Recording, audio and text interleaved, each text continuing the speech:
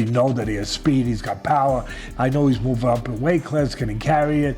You know, but those intangibles, I believe that he has them. Look at it, and then Canelo's older. Crawford has the ability, but he's small, you know, and he can look bigger in. Crawford could look bigger in the weigh-ins and all that stuff, but it's always a difference. When you get in that fight with somebody, you can tell. Same thing with Jamel. Jamel fought him, the twin. He fought Crawford, and in all the stuff, the weigh-ins and the press conference. Too fast and too smart for Canelo. Even Canelo is a good boxer. I'm not saying like nothing from not taking nothing from Canelo. Canelo versus Crawford, which is being termed the biggest fight of the year, has been candidly analyzed by Teddy Atlas. Atlas believes Terence Crawford has what it takes to win, regardless of the weight class, applauding his skills, restraint, and adaptability. He argues that Canelo Alvarez is no longer the same warrior and has lost the passion and energy that made him a renowned fighter. According to Atlas, Canelo is overvalued compared to Crawford, and his performance has deteriorated recently. Crawford's determination and accuracy make him Atlas's favorite. That the urgency's not there, the fire's not there. At least it wasn't there a week ago. At least I say that. It wasn't there a week ago. Maybe it'll be there now. Maybe he's the kind of guy that, and I get it, that at this point in their career, it has to be a big fight to get up. That Canelo can't get up for these fights. He couldn't get up for that fight. All right. If you want to go down that road, go ahead. But my road is still possible. That he got old, that it just doesn't have that fire no more. Oh my God, I'm going to say this one. That maybe he's a little overrated. I listen, I know he's tremendous. He's tremendous. But could he be a tiny bit overrated? If you look at some of his biggest fights, the fights where you had to be great to win, that you fought great fighters or near great fighters. You know, you can make the argument that he lost the first Triple G. You know, he didn't embarrass himself, but he got a draw. Second one, you can make the argument he lost that. I know it was a different kind of fight, and he got better. But you can make that. You can make the argument he lost to Lara. He did lose to Mayweather. You can make the argument it was too young in his career. Maybe. Although it wasn't that young. He turned pro when he was 15 or 16. According to a fighter who has sparred with Terence Crawford, size will not determine if Crawford defeats Canelo Alvarez, because of Canelo's far better skill, set, and intelligence in the ring. He argues that Crawford is too intelligent for him. He believes that any weight or natural size difference is outweighed by Crawford's better ring IQ, adaptability, and timing in every fight. Means says Crawford is one of his generation's best strategic fighters, capable of changing tactics mid-fight and eliminating adversaries in spite of their superior physical prowess. He says Crawford has the ability to control pace, distance, and rhythm, elements that are often more significant than size alone. He thinks this fight will be won by the warrior with the sharper tools. Naturally, it's Terence Crawford. It's not good for Crawford. Canelo's too big. Right now, my position changed. I think Crawford is too fast and too smart for Canelo. Even Canelo is a good boxer. I'm not saying like nothing from not taking nothing from Canelo, but the way when you see oh, he's too big, when you see Usyk fights and what Usyk did to the big guys like Joshua and Fury, so the size that doesn't matter. I think the skill level matters, and Crawford, he gained weight, but I think he's gonna be even faster, and his head works good in the ring. His boxing IQ is just on top. So I would say 50-50, but right now I'm kind of leaning more to Crawford. And that's just because of what you saw Usyk do? It's not I'm just giving an example, size doesn't matter in the boxing. When they say Canelo is big and he's fighting 175, 168, and Crawford just moving from 147, 154. So I'm just putting an example that size doesn't matter. and like that the fighter makes the fight. I think it's just like that. I see that Crawford's training and that he's big too right now. So he gained weight, but not like, and lots of people gain weight like that sloppy weight, like I would say like fat, but he gained, like he looked like strong, massively strong. So I think it's gonna be a good one. How did Terence feel physically when you faced him? Like, how is his strength? Because yeah, a lot of people do make the point that Canelo's just maybe too big, too powerful for Crawford. Crawford, I wouldn't say like his punches was like super strong, but his timing and accuracy is what makes difference. Mean Machine draws a compelling comparison between the upcoming Turn Crawford versus Alvarez bout and Canelo Alvarez's 2013 bout against Floyd Mayweather. Because Canelo was younger and less experienced at the time, Mayweather taught him superior ring generalship, speed, and defense. Mean Machine believes Crawford can mimic a similar strategy by using agility, precision, and skillful counterpunching to annoy Canelo and deny him access to his strongest weapons. But he does notice one important difference. Compared to earlier, Canelo has a lot more experience today. Over the years, Canelo has faced and defeated elite opponents, developed patience, and learned to adjust, all of which throw hard, but they just throw.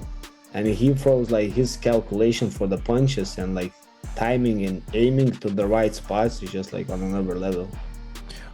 Do you think that's going to be the thing that complicates the fight the most for Canelo? I think so, yeah. And like, yeah, we can go back a little bit to Mayweather Canelo, and Canelo was young and like Mayweather smart, but it can be like familiar fight like that. Even Canelo right now have more experience, and Crawford is still on his prime. So yeah, we'll see.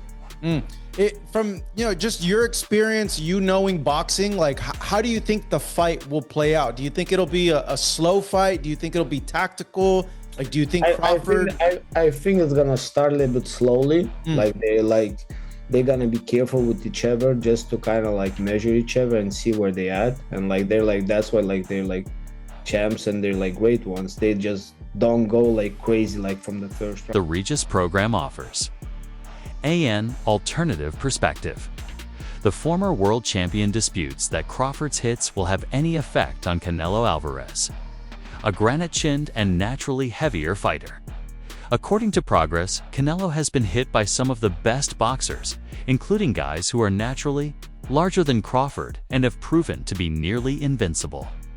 However, Progress does not completely eliminate Crawford.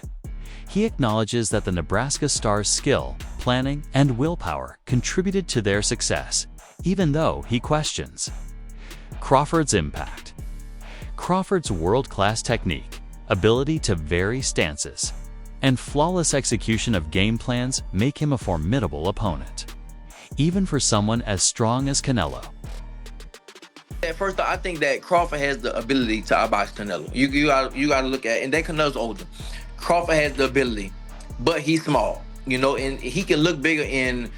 Crawford could look bigger in the weigh-ins and all that stuff, but it's always the difference. When you get in that fight with somebody, you can tell. Same thing with Jamel. Jamel fought him, the twin. He fought Crawford, and in all the stuff, the weigh-ins and the press conference, Jamel looked like the bigger man. His head, his neck, everything looked bigger. But when they got in the fight, you can tell. You can see who really was the bigger man. And I think that's the same thing. Crawford is putting on weight, but it's not weight. Like Canelo had the weight already. He doesn't have to put on muscle. He doesn't have to do that. He's already big like that.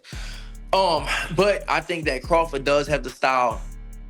He does have the style to beat him. If you look at the people that beat him or gave him troubles, Irislan, DeLaura, Austin Trout, Floyd, and Bivol, they gave him trouble and stuff like that. And Skull moved around a little bit too. So I think that Crawford has that. But I don't know how Crawford is gonna respond when he gets hit. Same thing with Jamel. Jamel was undisputed at 154, and Canelo hit him and shit. Jamel was like, hell no. Jamel took a knee. So it's a big difference. And Crawford had that one fight at 154, and he didn't. Madrimov would touch him up a little bit. And this is nowhere close to Magic Mouth.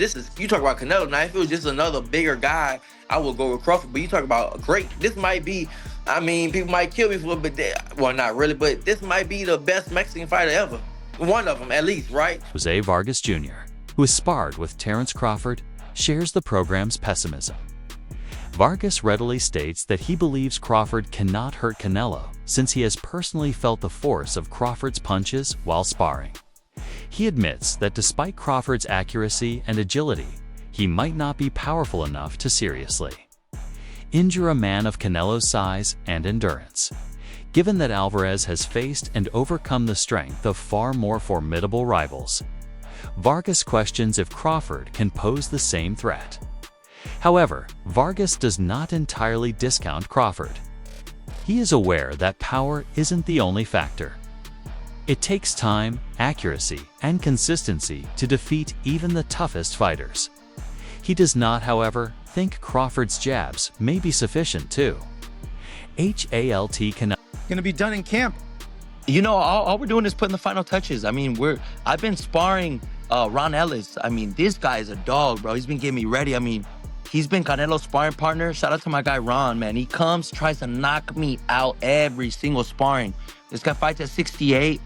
Big dude, goes southpaw, and hits hard. So I know he fought Benavidez. So you know, he's a veteran, and he's doing veteran tactics in there where he's not letting me rest in the clinch. He's making me work every second of every round. And I got something for Callum. I got something for the whole boxing world. And you know, I feel you're just as good as your preparation. And we've been doing the road work. We've been doing the mountain work. I've been recovering hard. I've been getting my rest. You know, I haven't been drinking no dark sodas, bro. I'm feeling like Tyson Fury right now, bro. Like Mickey Bay adopts a more contentious stance, arguing that Canelo Alvarez is cherry-picking by accepting the fight with Terence Crawford. Bay claims that Alvarez has a history of meticulously selecting his opponents in order to wait for the right opportunity or size advantage. Bay claims that Canelo saw Crawford as a smaller opponent who was gaining weight, which gave him a physical edge in the battle. Boxing analysts who believe that Alvarez is using his size and strength to outperform a boxer who is naturally lighter have backed this view. Bay highlights the unfavorable reactions of fans and pundits to this story, raising concerns about the fairness of the matchup. Despite the criticism, Bay acknowledges that Crawford has too much talent to be written off.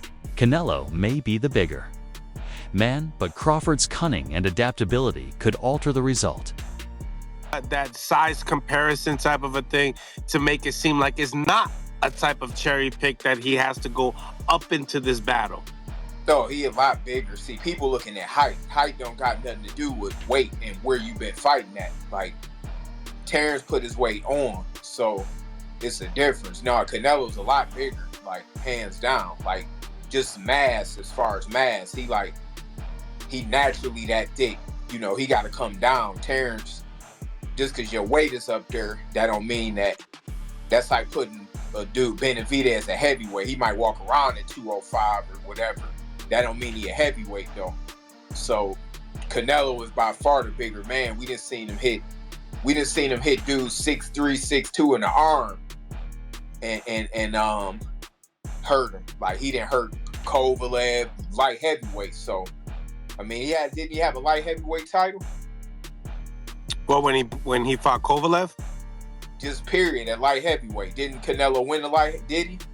Nah, he just Kovalev. That's it. Oh, okay. Well, he might have only fought there a couple times, but the fact that he fought up there though, and he fought way up at light heavyweight, but he been at super middleweight for a minute, so he the bigger guy for sure. So really, he got to hurt Crawford, or he got to get his major respect. He got to get his major respect to make Crawford feel like he got to survive. If he can't that, then he probably ain't gonna win. Do you feel like you was talking about Crawford? He needs to poke his way out of this fight, right? We've seen that. You know, Crawford's been lined up by lots of fighters.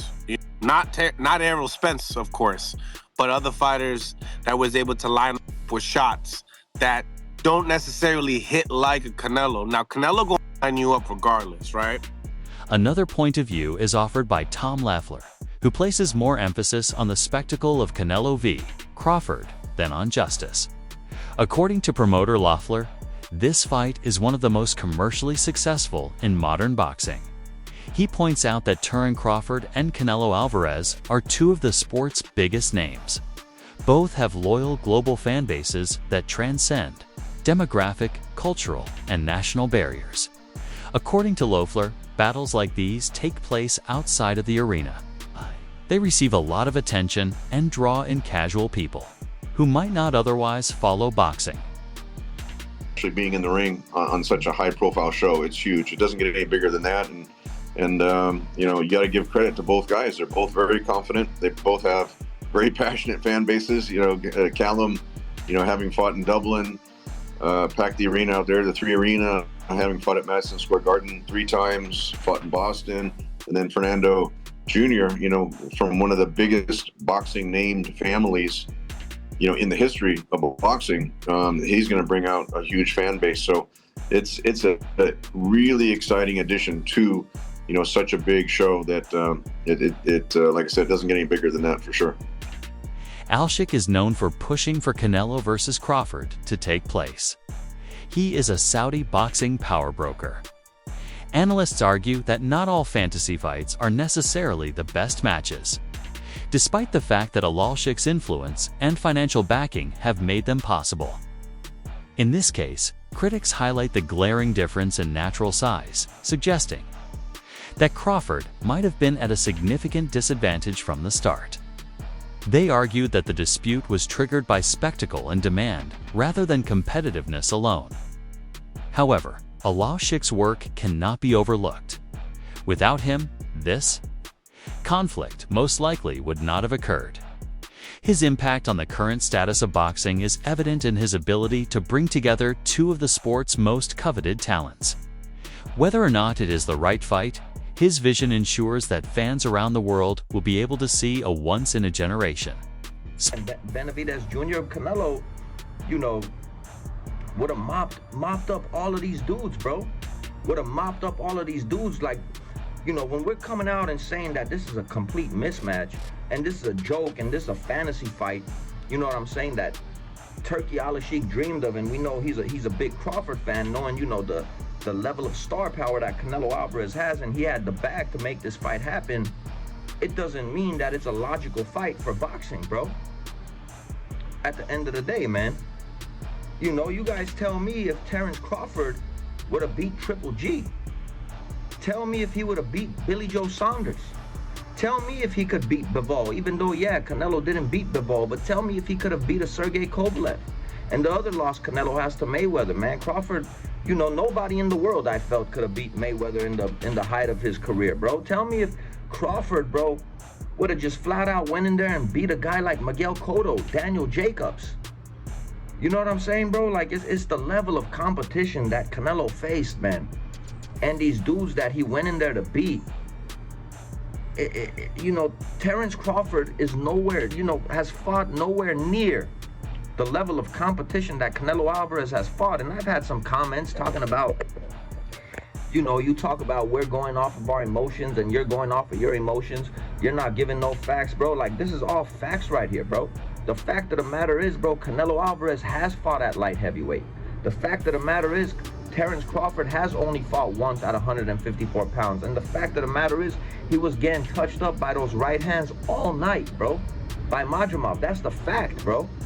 The biggest, most dominating fight he ever had was against Errol Spence. Dave Coldwell has always acknowledged Terence Crawford's versatility, which he believes will be essential against Canelo Alvarez. Crawford's ability to fight comfortably from both orthodox and southpaw stances gives him an advantage over most opponents. According to Coldwell, Crawford uses this skill to create angles, disrupt rhythm, and keep opponents off balance.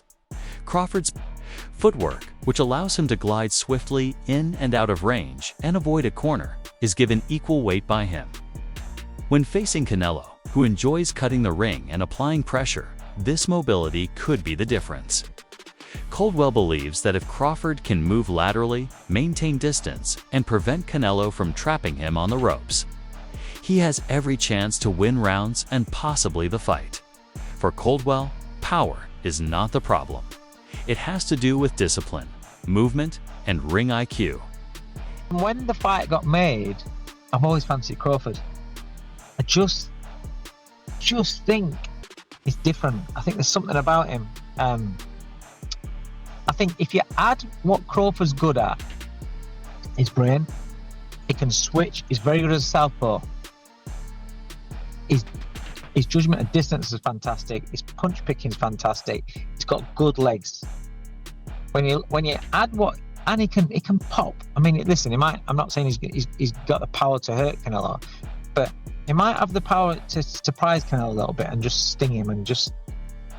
But when you look at what Crawford does well, and then I look at this version of Canelo, as Canelo's got on, his punch rate's gone down.